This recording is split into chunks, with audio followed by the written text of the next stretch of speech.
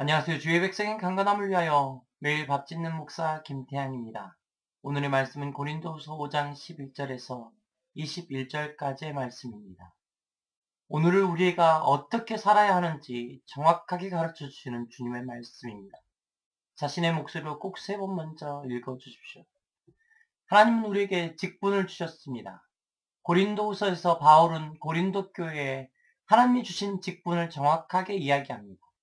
새 언약의 일꾼, 예수를 위하여, 교회를 위하여 종이 된 일꾼, 그리고 하나님의 일꾼 된 그리스도인을 정확하게 이야기합니다.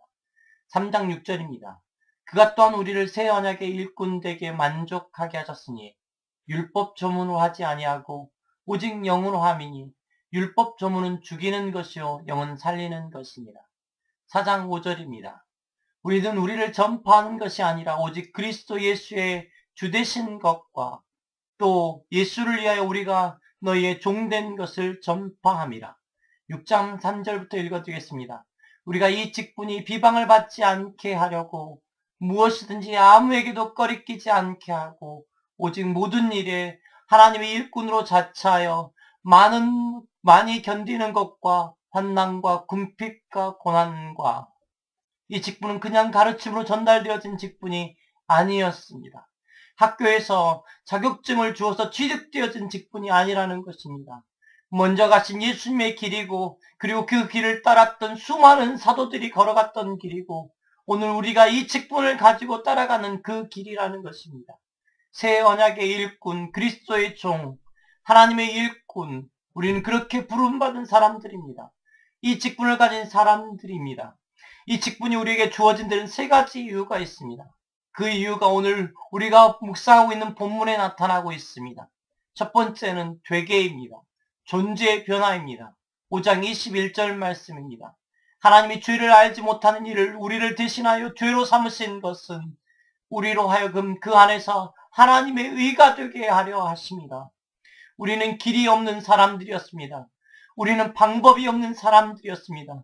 우리는 그저 막막한 사람들이었습니다. 어둠 아래, 절망 아래, 죽음 아래 있었던 사람들이었습니다.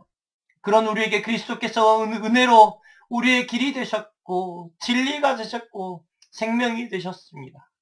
그리고 우리는 하나님의 의가 된 것입니다. 새 언약의 일꾼, 그리스도의 종, 그리고 하나님의 일꾼이라는 직분에는 우리의 정체성을 바꾸는 은혜가 들어가 있습니다. 17절입니다. 그런즉 누구든지 그리스도 안에 있으면 새로운 피조물이라.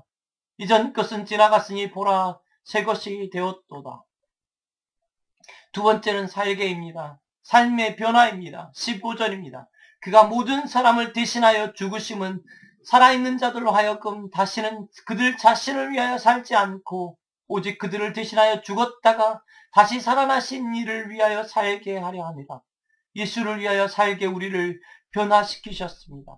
새 언약의 일꾼으로 그리스도의 종으로 그리고 그리스도의 일꾼으로 살게 우리를 부르신 것입니다.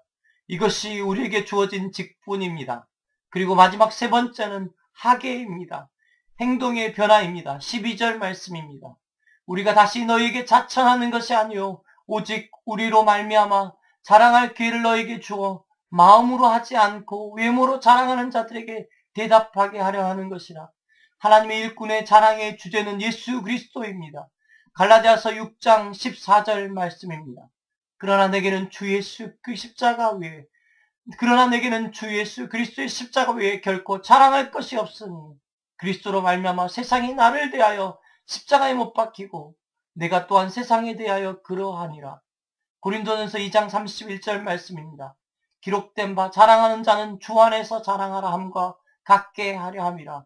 이것이 새 언약의 일꾼이요 그리스도의 종이요 하나님의 일꾼 된 자들의 언어입니다. 이 땅에 대답할 수 있게 부르심 자들입니다. 베드로전서 3장 15절 말씀입니다. 너희 마음에 그리스도를 주로 삼아 거룩하게 하고 너희 속에 있는 소망에 관한 이유를 묻는 자들에게 대답할 것을 항상 준비하되 온유와 두려움으로 하고 이런 사람은 신약에만 존재하지 않습니다. 하나님이 창조하신 전 역사 속에 존재합니다. 대표적인 예를 들라고 하면 저는 요셉을 들고 싶습니다.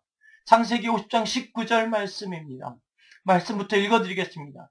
요셉이 그들에게 이르되 두려워하지 마소서. 내가 하나님을 대신하리까. 당신들은 나를 해하려 하였으나 하나님은 그것을 선으로 바꾸사 오늘과 같이 많은 백성의 생명을 구원하게 하셨나니 당신들은 두려워하지 마소서. 내가 당신들과 당신들의 자녀를 기르리이다 하고 그들을 간곡한 말로 위로하였더라. 하나님의 종이고 하나님의 주신 은혜의 삶으로 표현하면 결국 그것으로 대답하고 있는 요셉을 보고 계시지 않으십니까? 하나님은 우리를 되게 살게 하게 하기 위하여 새 언약의 일꾼으로 그리스도의 종으로 하나님의 일꾼으로 부르신 것입니다. 우리 일생에 어떤 절망도 이 진리를 바꾸지 못합니다. 하나님은 이때를 위하여 우리를 부르셨습니다. 우리는 두려움에만 사로잡혀 있을 수 없습니다. 그럴 수 없습니다. 이제 나라를 위하여, 대한민국을 위하여, 이 땅의 지도자를 위하여, 이 시기를 위하여, 또 김정은을 위하여 우리가 기도해야 하지 않을까요?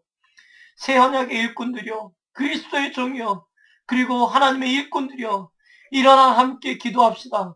주의 백성들이 오늘도 파이팅!